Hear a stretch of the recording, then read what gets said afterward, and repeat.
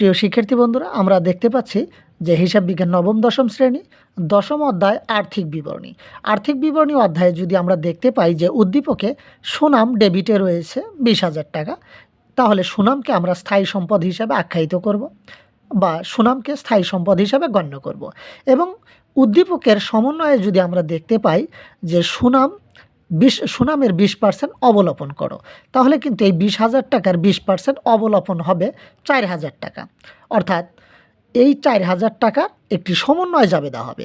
সমন্বয় জাবেদাটি হবে সুনামের অবলোপন ডেবিট এবং সুনাম ক্রেডিট।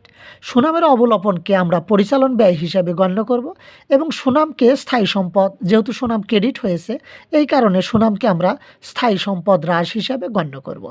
আজকের উদ্দীপক থেকে আমরা বিশদ আয় বিবরণী এবং আর্থিক অবস্থার বিবরণী কিভাবে তৈরি করতে হয় সেটি দেখাবো।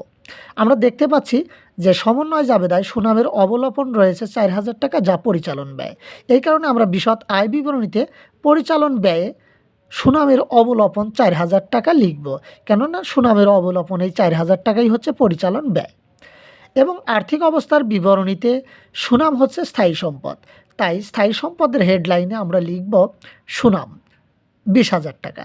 এবং আর একটি সুনাম ক্রেডিট থাকার কারণে আমরা বিয়োগ করব, কিন্তু লিখব অবলোপন, কেননা অবলোপন হওয়ার কারণেই কিন্তু আর একটি সুনাম ক্রেডিট হয়েছে, তাই আমরা সুনাম ক্রেডিট থাকার কারণে বিয়োগ করব।